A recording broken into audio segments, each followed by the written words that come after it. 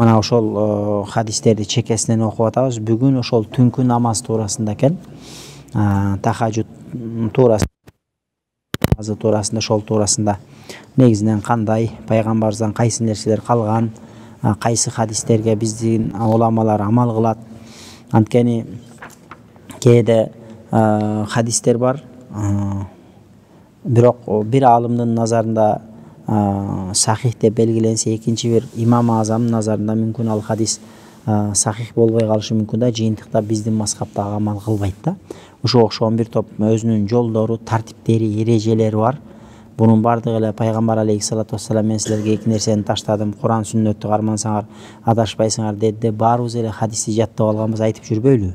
Бирок ошол Куран хадисти жөн эле топ эткенче эле алып эле, ошол топ эткенче эле амал кыла бере турган болчу, ошол башаламандык алып келет. Бардык нерседе тартип бар, эреже бар. Бул Куран хадисте ошондой. Мисалы үчүн бирөөнү бир тамак кыл дей турган болсо, жөн эле плов бас же аш кыл дей турган болчу болсо, баарынын өзүнүн ирети менен биринчи майын куюп, анан этин куруп, анан кийин сабизин куруп, анан кийин суусун куюп, анан бир аз кайнатып алып, анан кийин тиги күрүчүн салса, анан кийин ылайыгы менен демдесе, суусун көп болсо да болбой калат, аз болсо да болбой калат. Ошондо бир жакшы бир даамдуу, тузу кем болсо да, ачуу болсо да болбой калат. Ошондуктан бул шариятта ошондой маселе. Шариятта дагы ирети менен бизге аалымдар ошон үчүн мазхабты калтырып кеткен. Мазхаб бул жана антип бир мыкты ашпозчу суусун да, тузун да, сабизин да баплап туруп, аз эмес, көп эмес кылып туруп, кандай кылып ровный кылып кошуп, кандай бир даамдуу бир тамак бышырган болчу болсо, мазхаб башчылар бизге Куран хадистен ошондой эрежени, Куран хадисти алып туруп ошондон бир жашообуздагы эрежени түзүп кеткен да. Буну көрүнгөн адам колунан келе бербейт. Көрүнгөн адам мындай ишти жасай албайт да. Ошондуктан мына ошол биздин аалым уламалардын ушул айткан кайсы хадистерге кандайынча келип ошо амал кылып калганбыз, ошол боюнча мындай дейт. Ана Айша радhiyallahu анха салатул лайл туурасында, түнкү намаз туурасында, тахажжуд намазы. Бардыгыбыз тахажжуд намазын окуйбуз деп калабыз. Тахажжуд намазы канча рекет десе, биздин мазхабта эң жакшысы 8 рекет. Тахажжуд намазын ошончолук окугуң келсе, анда ошол 8 рекетти окусаң болот. Бирок кээ бир риваяттарда келгендей азыр окуйбуз, пайгамбар алейхиссалату вассалам биринчи рекетине Бакараны окуган дейт. Экинчи рекетине Али Имранды окуган, үчүнчүсүнө Ниса сүрөсүн окуган, төртүнчүсүнө Араф сүрөсүн окуган дейт да. Демек бул 4 сүрөнү өзү окуганча таң ата турган деңгээлде узун сүрөлөр да.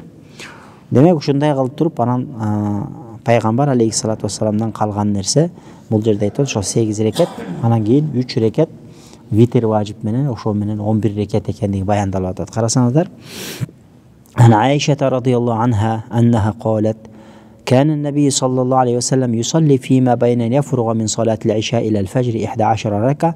Айшени өз айтат. Айшени өз пайгамбарыбыздын аялы. Пайгамбарыбыз аны менен сахабалар менен болбогон кезде аялы менен болгон. Айшени өзүнүн жанында калган кезде Айшени өздөн башка эч ким болгон эмес. Ошондуктан кээ бир пайгамбарыбыздын үйдөгү кылган амалдарын Айшенебизден же пайгамбарыбыздын аялдарынан мыкты эч ким биле алган эмес. Жанында жүргөн сахабалар да кечинде ар ким өзүнүн үй бүлө бала чакасы бар кеткен да. Ошондой айтат, Айшенебиз айтат, пайгамбарыбыз алейхиссалату вассалам куптан намазын окугандан баштап багымдат намазын окуганга жери не дейт? 11 рекет намаз окуйт эле дейт. Демек 11 рекет деп атабы? Демек 3 рекетти витр важип калып атсак, нар жагы 8 рекет калып атат да. Анан бизде элибизде ошондой бир сөз таркап кеткен да. Тахажжуд намазына келгенде бир уктап туруш керек. Анан уктабаса тахажжуд болбойт деген, андай эмес. Тахажжудтун убактысы кирдиби? Болду, боло берет. Уктап турсаң, уктап турдуң. Уктап тура албасаң, уктабай, мисалы үчүн түнү менен жол жүрүп баратасың, тахажжуд учур келип калды. Дарат алып тахажжуд окусаң, полноценный эле толук кандуу тахажжуд намазын окуду болуп эсептелет. Ал уктап туруш керек. Анан уктап турса, атайын нафсиңди жеңип турсаң, анын үчүн албетте соопчулугу бар. Ошон үчүн баягы бул тахажжуд намазынын өзгөчөлүгү. Күндүзгү сүннөт намаздар артык турабы? Же кечиндеги окулган тахажжуд намазы артык турабы деген сөз бар да. Мисалы үчүн биз багымдаттан мурун 2 рекет сүннөт окуйбуз. Бешимден мурун 4 рекет сүннөт, бешимден кийин 2 рекет сүннөт, шамдан кийин 2 рекет сүннөт, куптандан кийин 2 рекет сүннөт. ушул сүннөт намаздардын даражасы улукпу же тахажжуд улукпу десе, сүннөт жагынан караганда албетте сүннөт намаздардын даражасы улук. Ал эми түнкү тахажжуд намазы өзү нафил намаз болуп эсептелет дагы, бирок тахажжудда рия болбойт дейт, эл көрбөйт, эч ким билбейт, только өзүң жана Алла Таала билгендиктен ошол тараптан караганда мунун соопчулугу бар, бирок баары сүннөт намаздардын даражасына жете албайт да. Ошондуктан бул тахажжуд намазы, ошо тахажжуд окуй турган учур келдиби?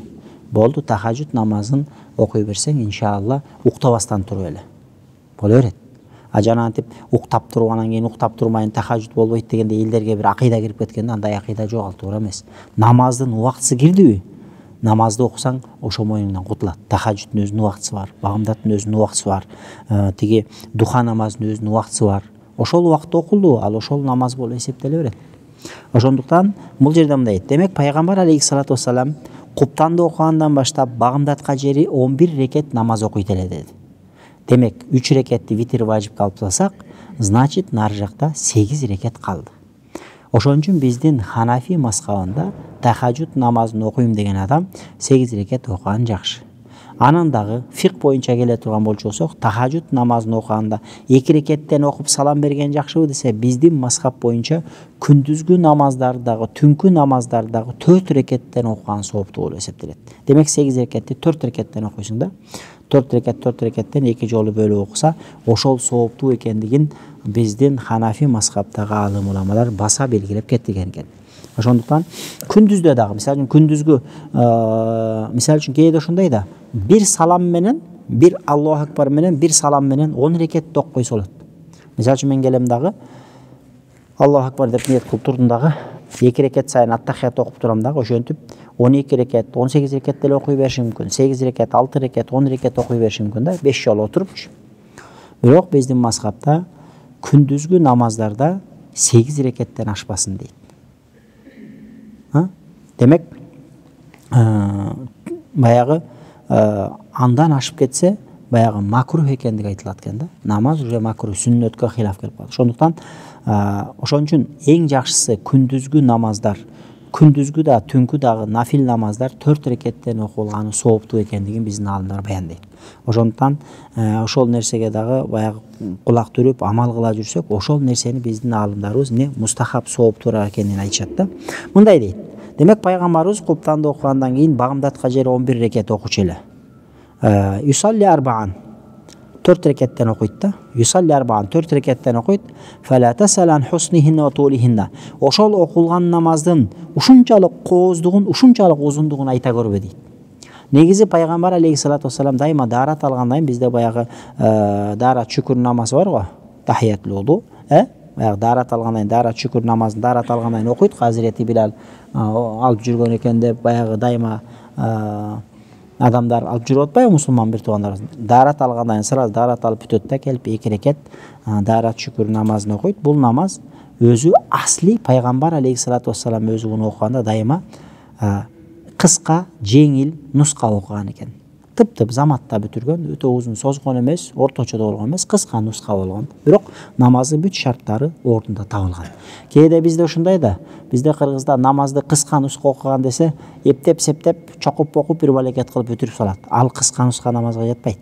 Пайгамбар алейхиссалату вассалам ошол даарат алгандан дайыма намаз окуганда ошол кыска нуска окуган деген себеби өтө узун созгон эмес, бирок кыска нуска деген себеби бүт намаздын шарттары, тартиптери, эрежелери жайында болуш керек да. Эгерде жайында болбой калса, анда ал кыска нуска эмес, анда ал макрух эле бир нерсе болуп калат, макрух намаз болуп калат да. Анан ал эми бул тахажжуддун орду кандай десе, дааратты алгандан кийинки окулган 2 рекеттин өзү сүннөттөгү жолу кыска нуска окулат, так даана окулуш керек дейт. Ал эми бул тахажжуддун жолу кандай десе, тахажжуд болушунча узун окулуш керек. Анан ушунчалык пайгамбар мындай кыргызча айтып коет, кыраатын келтирип, каадасын келтирип, салтын келтирип туруп мындай майын чыгарып окуган да. Ошон үчүн айтат Айша энебиз, фала тасалан хуснихинна. Ошо пайгамбар 4 рекет тахажжуд окуйт эле, анын чырайлуулугун сурай көрбө. Ва тулихинна, анын узундугун сурай көрбө. Ушунчалык узун кылып, ушунчалык көркөм кылып намаз окуйт эле. Сумма юсалли арбаан, кийин аркасынан дагы 4 рекет окуйт эле. Фала тасал, анын дагы чырайлуулугун, узундугун сурай көр. Ушунчалык узун кылып, ушунчалык көркөм кылып окуйт эле. Демек 8 рекет окудубу тахажжуд. Сумма юсалли саласан. Кийин 3 рекет намаз окуйт эле дейт. Демек кийинки 3 рекет деген биздин мазхабта 3 рекеттүү намаз эки эле намаз бар. Биринчиси шам намазы, экинчиси витр важип намаз. Биздин мазхабта бутайра деп коет, биздин мазхабта 1 рекеттүү намаз жок. Мисалы үчүн кээ бир башка мазхабтарда, Шафи мазхабында витр намазын 1 рекет окуйт да. 2 рекет окуйт, биринчи витрге деп ниет кылат, 2 рекет окуп салам берип, кайра өзүнчө Аллаху акбар деп кулак кагып, 1 рекетти окуп, отуруп аттахият окуп, салам берип бүтүрөт. Биздин мазхабта андай нерсе жок. Ал баягы бир рекеттүү намаз жок, эң азы ошол 2 рекет болот, же 3 рекет болот, же 4 рекет болот дейт да. Анткени ушул жерде, могул жерде хадистерден аалымдар айтып чыгат. Ушул жерде пайгамбарыбыз 3 рекет окуду дегенде жекече 1 рекет окуду эч жеринде келген эмес. Демек ушунун өзүнөн билип турабыз. Демек пайгамбар алейхиссалату вассалам не кылган дейт? 3 рекетти бир салам менен окуган.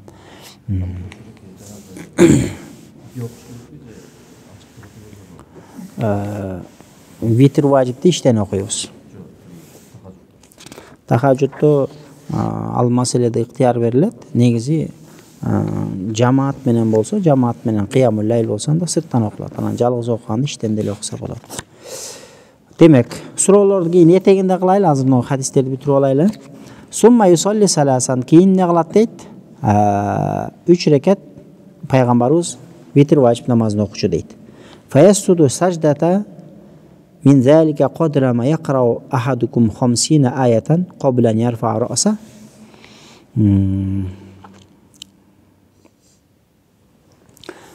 Sajda kılat deyit. Ошол сажда менен фаяссуду саждата сажда кылат дейт.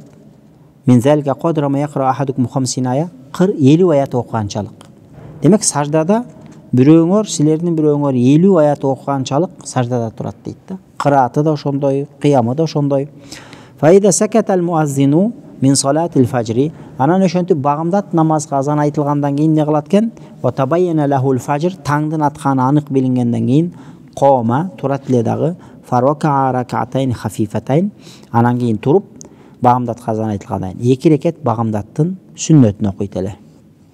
Айшен өзү айтат: "Эгерде мен ойго болсом мага ар нерсени сүйлөп айтып берет эле" дейт, дин иштери боюнча. Эгерде мен жаткан болчу болсом, тура элек болчу болсом, пайгамбарыбыз намаз окуп алып, оң жан баштап жатат экен. Оң жан баштап кийим менен ушундай менен жатат экен.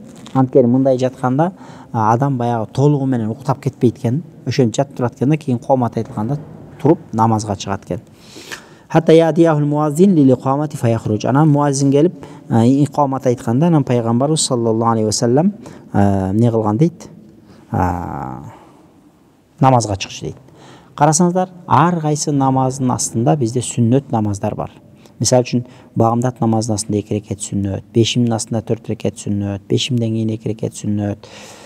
Асырдын астында деле 4 рекет нафил намаз бар, сүннөт менен бекемделген. Эмнеге десе, мунун сыры эмнеде? Эмне үчүн сүннөт намаздарды пайгамбарыбыз кошкон десе, бул намазга туруп эле бир эле намазга кирип кеткенде, ибадатка гафлет менен кирип кетпестен, бир аз сүннөттү окуп, бир аз адам баягы жибип, уже намазга, парз намазга даяр болуш керек дейт да. Баягы көңүлү Кудайга бөлүнүп, ибадатка бөлүнсүн үчүн Алла Таала пайгамбар саллаллаху алейхи ва саллям баягы ошондой кылып эметкен, көндүрүш үчүн дейт. Анткени биринчи 2 рекет намаз окуганда адамдын бир аз жүрөгү жибип, уже фарз намазды чын дилден, астей эле окуганга мусулман адам баласы даяр болуп калыш керек дейт да. Шыр эле келип туруп, кээде сен бир ишти шыр баштасаң, жакшы болбой калат. Бир аз көнүшүп, ыкташып алгандан кийин ошол ишти кылсаң, аябай майын чыгарып каласың да. Бул намаз да ошондой дейт. Сүннөт намазды пайгамбар алейхиссалату вассалам окуп бизге калтырганын, таалиминин хикматы эмнеде десе, анткени сүннөт намазды окуганда адамдар бир аз уже даяр болуп, духовный, руханий дүйнөсү даяр болуп, ошо фарзды сүннөткө караганда фарзга келгенде мындай чын дил менен, ыклас менен окуганга даяр болсун үчүн, биздин тилмен айтканда тренировка катары пайгамбар саллаллаху алейхи ва саллям ошо сүннөт намаздар бизге калтырган дейт да.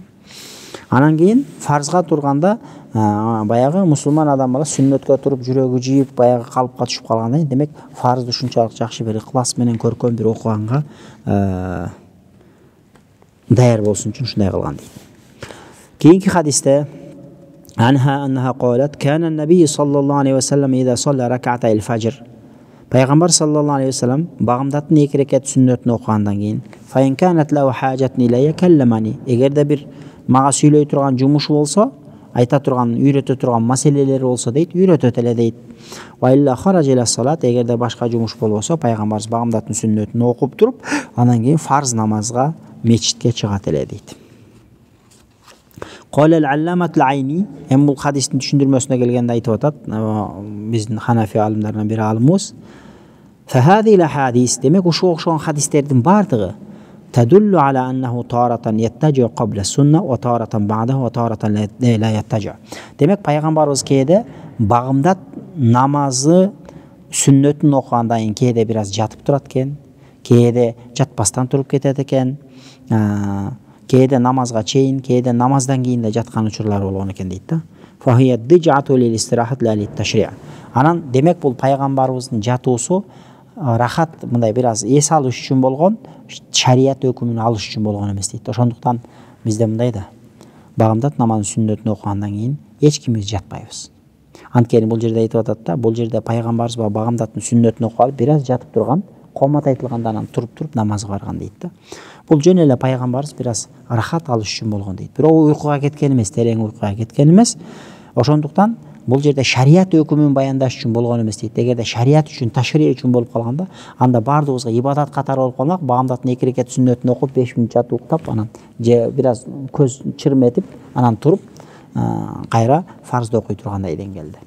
Анан Пайгамбар ушундай жатканда дейт, мындайынан жатканда адамдын муун жүүнү толук бошобойт экен дагы, адам толугу менен узун уйкуга кирип кетпейт экен да, сак болуп турат экен да, демек жыйынтыкта даараты бузулбайт дейт да. Анан ошентип комат айтканда Пайгамбар шарт тура калып, анан намазга чыккандыгы баяндалат.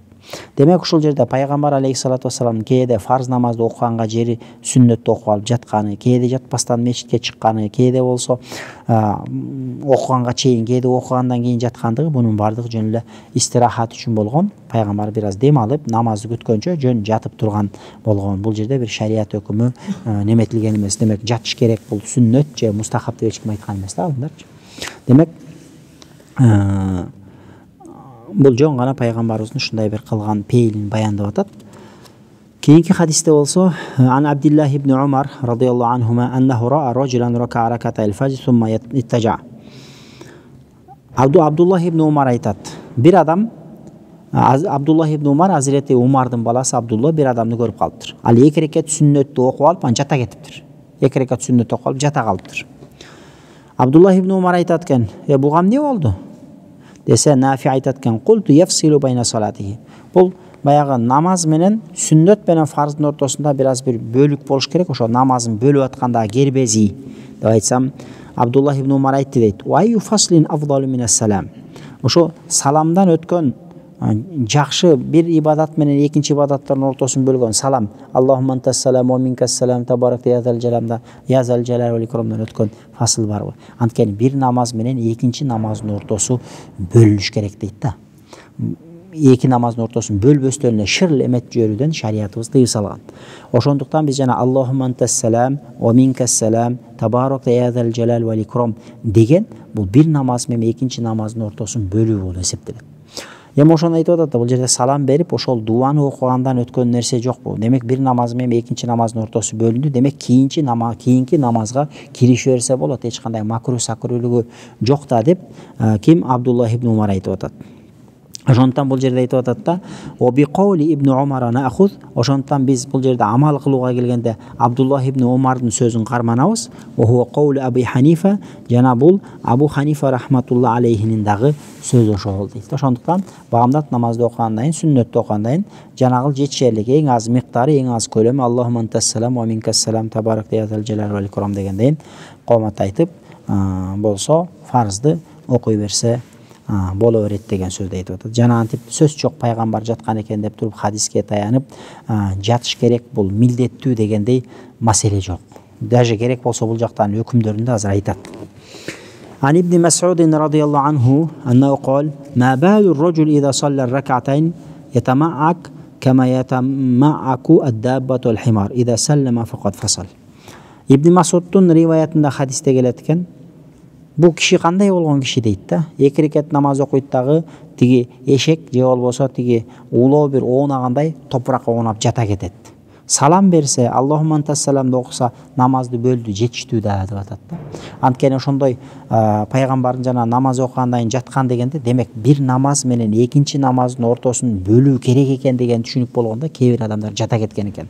А бул жерде Абдуллах ибн Масуд бул аалым сахабалардан.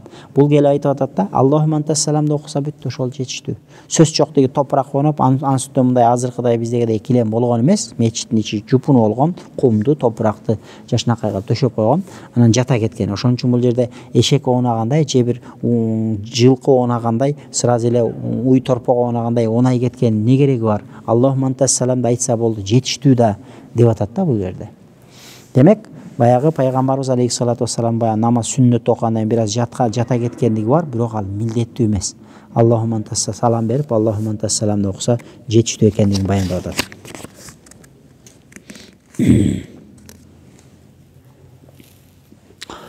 Бул жерде мындай дейт, караңыздар. Аби Сиддик ан-Наджи деген айтат. Ра ибн Умар qawman ittaja'u ba'da rakatayil fajr. Abdullah ibn Umar, Hazreti Umar'dın balası Abdullah ibn Umar, o alim sahaba болгон. Бул бир күнү бир адамдарды көрүп калды дейт, багымдат намазын окуп эле жатып кетишти дейт бардыгы. Анткени пайгамбарыбыз жаткан деген хадисин окуп алган да. Бардыгы чекеден эле сүннөттү окуп эле жатып кетишти дейт, фарзга жери. Анан эмне дейт? Фарсал илейхим фанахум. Анан адамдар жүрүп айтканда олар жатпасын, турсун деп тургузду дейт багымдатка. Фақал нуриду бидалика сунна. Антса баягы жата кеткен адамдар айтты, биз деген сүннөттү аткарып атабыз. Пайгамбарыбыз деген сүннөттү окуп, багымдаттын сүннөтүн. Анан бир аз кыйшайып жаткан, анан туруп, анан коомат айтылгандан анан фарзды окуган, багымдаттын фарз. Биз сүннөттү аткарып атабыз десе, фақал ибн Умар иржи илейхим. Абдуллах ибн Умар айтат экен, баргында аларга айтып койгонбу жаткандарга. Фахбирхум аннаха бид'a. Айткын, минтип жатуу бул бид'ат деп айткын деген дейт. Демек, бул жерден келип чыгып атат да, пайгамбар алейхиссалату вассаламдын сүннөттү окугандан кийин жаткандыгы анык. Бирок бул ташри үчүн эмес. Бул жана башында айткандай истирахат үчүн дейт. Истирахат деген пайгамбар жөн эле эс алгысыга бул мубах амал да. Мисалы үчүн шариатта амалдар бөлүнөт да. Сүннөт амалдар бар, важип амалдар бар, фарз амалдар бар, харам амалдар бар, макрух амалдар бар, мубах амалдар бар. Шариатта мубах деген амал бар. Мубах амал сен кыл деп те шариат мажбурлабайт, кылба деп те шариат мажбурлабайт. Сен кааласаң момдай отур, кааласаң мындай отур, кааласаң тигиндей отур, бул мубах амал. Демек, сен эч ким бул отурганың үчүн бирөө сени айыпташка, жемелешке укугу жок да. Бул мубах амал. Ошол сыяктуу намазды окугандан кийин жатуу дагы бул шариатта бир сүннөт деп көрсөтүлгөн жери жок. Бул истирахат үчүн болгон, бул мубах амалдын катарына кирет дагы. Муну шариат бизден талап кылбайт. Эч качан пайгамбарыбыз багымдатты окуп туруп жаткыла дагы, анан туруп турган фарзды окугула деген эмес. Ошондуктан бул жерде жана антип пайгамбарыбыз жаткан экен деп шариат жок жердеги шариатты шариатка мубах амалды сүннөткө айландырып берейин дегендиги үчүн бул жерде Абдуллах ибн Умар айтып атат, антип бидат кылбагыла деп атат. Пайгамбар өзү жаткан, бирок бизден аны талап кылган эмес. Демек бул мубах амал. А силер аны биз сүннөт аткарып атабыз деп аны милдеттүү түрдө сүннөттүн катарына кошуп коюп, мубах амалды шариатта мубах кылган амалды силер тиги сүннөт амалга кошуп туруп амалды өзгөртүп атасыңар. Бул динге жаңылык киргизүү болуп атат, бул бидат болуп атат. Буnuңар токтоткула деп Абдуллах ибн Умар адам жиберип жана багымдаттайын жата кеткен адамдар тургуздурган экен да. Демек көрдүңүздөрбү? Хадисте келди. Хадисте пайгамбардын жаткандыгы анык. А бирок ага амал кылууга келгенде ал мубах болобу, ал сүннөт болобу. Мисалы үчүн мына карасаңыздар, багымдаттан мурунку 2 рекет сүннөт. Мына кол маселе бар. Сапарда кетип баратасың. Аттын үстүндө кетип баратасың. Өзү шаардын сыртында улоодун үстүндө кетип баратат. Ат болобу, төө болобу, эшек болобу, же машина болобу кетип атасыңбы? Нафил намаздарды кыбылага жүздөнбөстөн эле машиненин ичинде, аттын үстүндө, төөнүн үстүндө окуп кете берсең болот. Нафил намазда кыбыланы караш парз эмес. Эгерде шаардын сыртында болсо, каякты карап, түндүктү карап кетип баратасыңбы, түштүктү карап кетип баратасыңбы машиненин ичинде. Нафил намазда аратың бар, машинада отуруп акын ишара кылып, мынтип ишара кылып окуй берсең боло берет. Нафил намаз кете берет. Сүннөт намаздарчы. Биз окуган багымдаттан мурунку 2 рекет сүннөт, бешимден мурунку 4 рекет сүннөт. алар дагы ошол нафил намаздын өкүмүнө кирет дагы, аларды дагы машиненин ичинде окуй берсең болот дейт да. Же аттын үстүндө окуй берсең болот. Мин гойр иттижахил кыблага карабастан дейт. А бирок фарз намазга келгенде милдеттүү түрдө машинеден же аттан же эшектен түшүп туруп кыбланы карап, как положено жай намазыңды жазып, кадимкидей рүкү, сажда, кыям бүт амалдар толугу менен аткарылыш керек. Анан ошондо айтат да, демек багымдат намазын 2 рекет сүннөтү кандай десе, багымдат намазынын 2 рекет сүннөтү Абу Ханифа рахматуллахи алейхиден риваят бар экен. Бул ушунчалык сүннөт намаздардын ичинен дагы ушунчалык деңгээлде далили күчтүү болгондуктан багымдат намазынын сүннөтүн аттын үстүндө же эшектин үстүндө окуганга уруксат жок да. Парз намаз турсун. Аз бизде кээ бирлер ушундай, кээ бир таксылар намаз окуп алганда машинеде боло берет деп эле токтотуп окуса мүмкүн болуп турат, бирок ошондо деле машинени токтотуп окубай эле машинеде эле ишара менен окуп алып кеткендер болот. А эгерде парзды ишара менен машиненин ичинде окуй турган болчу болсо ал өтпөйт. Машинени токтотуп, азыр бизде Кыргызстанда альхамдулилля любой жерде намаз окуганга мүмкүнчүлүк бар. Талаа түстө дагы, жайлоо, тоо ташта дагы мечиттерибиз бар. Же болбосо намаз окуп алайын десе эч ким тоспойт. Любой кафеге бар, азыр намазканасы жок кафе болбой калды. Демек, толугу менен фарз намаздарды жерде окуйбуз дагы, ал эми нафил намаздарды эгерде шашыш болуп атса, башка болуп атса, сүннөт намаздарды ушундай кылып окуса болот дейт да. А мисалы үчүн мынакей, асырдан мурунку карасаңыздар, багымдаттын 2 рекет сүннөтү сүннөт менен бекемделген. Бешимдеги 4 рекет сүннөт, бешимдеги 4 рекет сүннөт. Ошонун каршысында эле асырдан мурунку 4 рекет сүннөт бар. Бирок өткөндө да биз сабакта айтканбыз, бирок ал 4 сүннөт менен бекемделген, бирок сүннөт эмес, мустахаб амал болуп калды. Мустахаб, ошондуктан ошогон намаздарды жанагындай кетип баратып эми жөн эметпей нафил окуганча кетейин деп туруп машиненин же атта же машиненин үстүндө же төөнүн үстүндө окуй турган болчу болсо шарият уруксат берет да. Болгону эсиңизде да калсын, ошол фарз намазды эч качан аттын үстүндө же машинеде эле окуп койгон болбойт. А сүннөт намаздарды ошол нафилдин ичине кирип кетет дагы, баягы уулоонун үстүндө окуй берсе боло берет. Нафил намаздар кандай окулган сыяктуу. Демек ушул жерде Абдуллах ибн Умар айтты, баягы намазды окуп жатып калгандарга айтты, эмне деди? Айткын турсун деди. Алар айтышты, биз болсо сүннөткө амал кылып атабыз деди эле. Бул деген бидат деди. Силер пайгамбар ал мубах амал болгон, а силер болсо пайгамбар көрсөткөн бир мубах амалды силер сүннөткө айлантып атасыңар. Анткени шариятта сүннөттүн өзүнүн орду бар, мустахабтын өзүнүн орду бар, мубахтын өзүнүн орду бар, парздын өзүнүн орду бар, важиптин өзүнүн орду бар. Ошон үчүн шарият амалдарды бөлгөн. А эгерде алардын айырмасы жок боло турган болсо, анда эмнеге бөлөт? Ошондуктан бул жерде ошол Абдуллах ибн Умардын ошентип бул бидат, бул кылганыңар болбойт деген мааниси ошондо болуп атат. Ибрахим Нахаи айткан экен, хия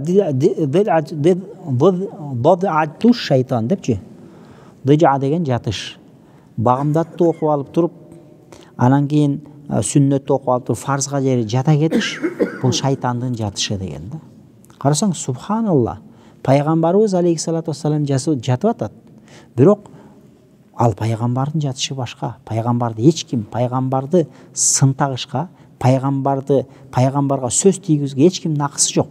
Бирок бул жерде Ибрахим Нахаи пайгамбарды айткан жок. Бул жерде ошол пайгамбар жатыптыр деп эле шариятты билип билбей эле жата кеткен, топуракка оонай кеткен жахил мусулмандарды айтып атат. Ошентип пайгамбарды туурайм деп пайгамбар сүннөт кылбаган же бир важип кылбаган амалды сүннөткө айлантам деген адамдардын жатышы бул шайтандын жатышы деп атат. Анткени эмнеге дегенде пайгамбар бул бир мубах амал болсо, аны сен сүннөткө айлантып атасың, шариятты өзгөртүп атасың. Ошон үчүн Ибрахим Нахаи эмне деп атат? Мындай жатыш шайтандын жатышы деп атат. Ошондуктан көрдүңүздөр, бизде багымдат намазын окугандан кийин эч ким жатпайт. Сүннөттү окугандан кийин фарзды окуганга жери эч ким жата кетпейт. Бирок пайгамбарыбыздын өмүр жолун окушак, пайгамбар саллаллаху алейхи вассалам жаткан. Ошондуктан мен силерге 2 нерсени таштадым, 2 нерсени кармансаңар адашпайсыңар дегенде, бул хадистин баарынан мындай экен деп эле алып эле амал кыла бериш эмес. Алы ошол аалымдардын түшүндүрмөсү менен амал кылуу менен гана биз туура жолдо болуп эсептелебиз. Антпесе биздин оюбузга койсо, парз эмести парз кылып, сүннөт эмести сүннөт кылып, сүннөт амалды мубахка айлантып, мубах амалды сүннөткө айлантып, шариаттын кашасын чыгарабыз да.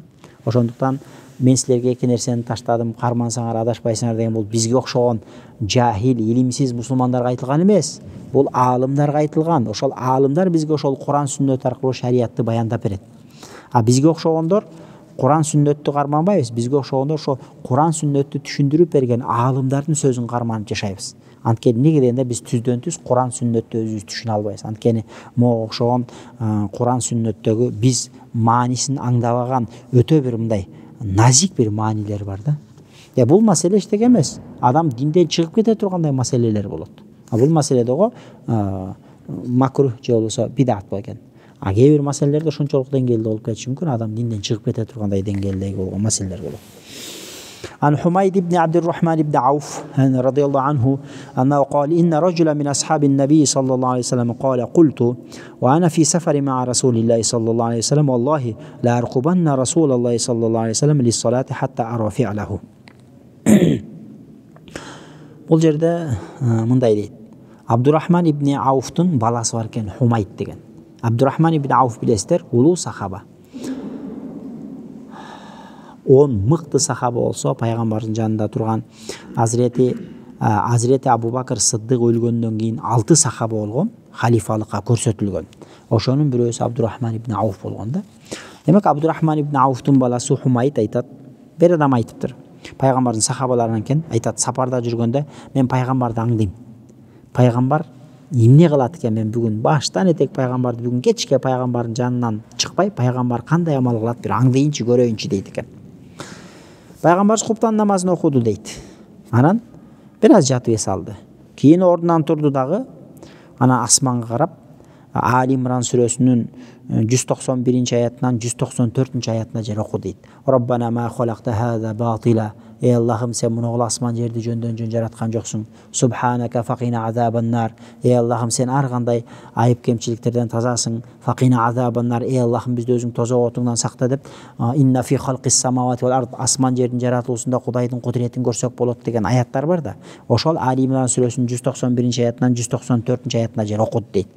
Summa ahwa Rasulullah sallallahu aleyhi ve sellem ila firashi. Кийин пайгамбарыбыз кайра төшөгүнө жатты дейт.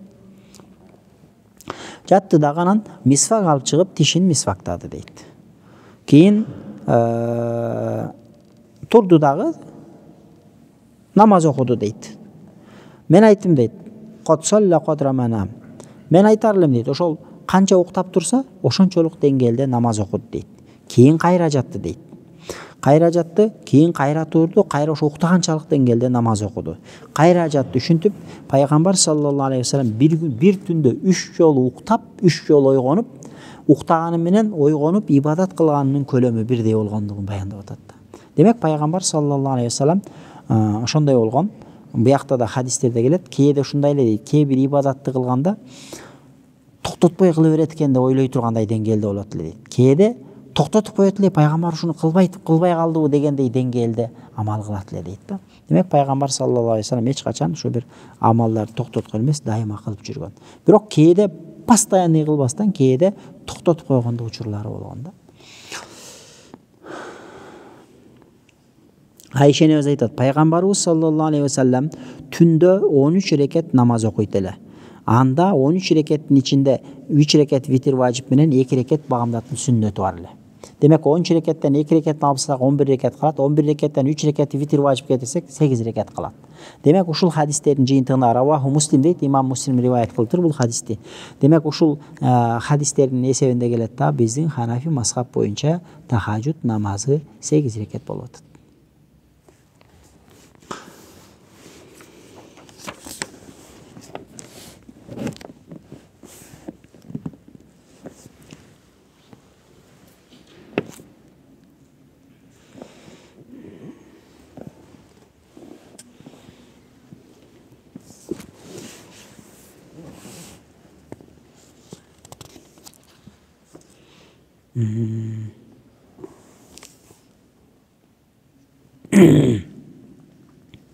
Ошон үчүн могу жерде мындай дейт да.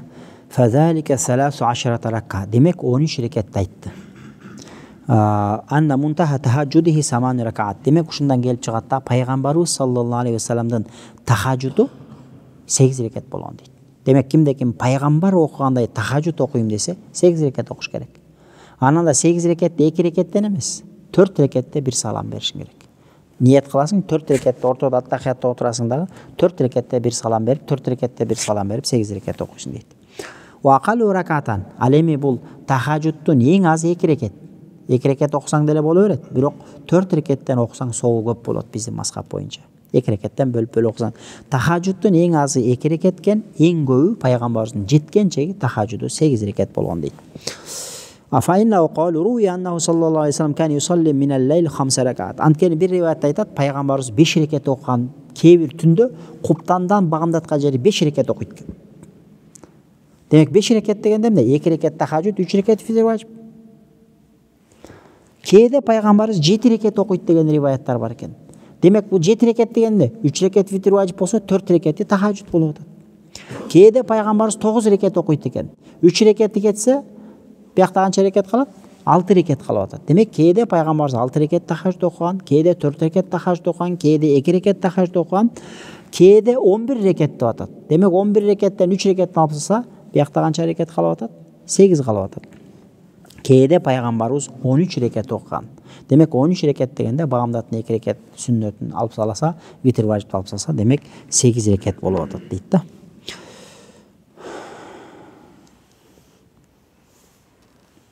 Ал эми 13 рекет дегенде ошол 8 рекет тахажжуд намазы, 3 рекет витр важип намазы, 2 рекет сүннөт намазы. Бизде ошол Фатхул Кадир деген фикх китеп бар биздин мазхабта. Ошондо ушинтип берген. Демек, көрдүңүздөрбү? Тахажжудтун эң азы биздин мазхаб боюнча 2 рекет болот экен дагы, эң көбү 8 рекет болот экен. Пайгамбарыбыз кээ бир түндөрдө 5 рекет окуган. Бизде мындай болуп калды, адат тартип боюнча биз куптанды окудук, куптандан сүннөттү окудук да азыр бардыгыбыз витр важипти окуп алдык. Негизи өзү витр важипти ким кааласа, багамдаттын астына салып ошо сухурлук учурунда окуса эң сооптуу учуру болот да. Эгерде кимде ким уктап калбайм деп өзүнө көзү жетсе, эртең менен турарда, мисалы үчүн багамдат канчада болуп атат? Азыр 6:40 кирип атабы? 6:40 кирип атса, саат 6-да туруп тахажжуд окушка, же болбосо 6-да туруп тиги немени окушка, витр важип окушка мүмкүнчүлүгүң жетсе, көзүң жетсе, анда ошол учурда окусаң эң сооптуу болот. Бизде элибизде ошондой болгон, биздин элибиз өз негизчи, биз атына эле мусулманбыз да, биз супер жалкоолорбуз да. Ибадатка келгенде биз супер жалкоо. Биз колубуз бошосо намаз окуйбуз. Адамдарга окшоп, алар ибадаттан бошосо алар жумуш кылат да. Биз болсо андай эмес. Бизде колубуз бошосо анан намаз окуп калабыз. Болбосо колубуз бошобой калса жума намазга деле келбей калабыз, 5 убакыт намазга деле келбей калабыз да. Алар ошондой болгон, ибадатты куптан сүннөтүн окугандагы витр важипти үйдө окуган пайгамбар саллаллаху алейхи вассалам. Ошон үчүн пайгамбардын түнкү намазы куптандан кийин багамдатка жерки кээде 5 рекет дегени 2 рекет тахажжуд, 3 рекет витр важип. Кээде 7 рекет дегени 4 рекет тахажжуд, 3 рекет витр важип болуп атат да.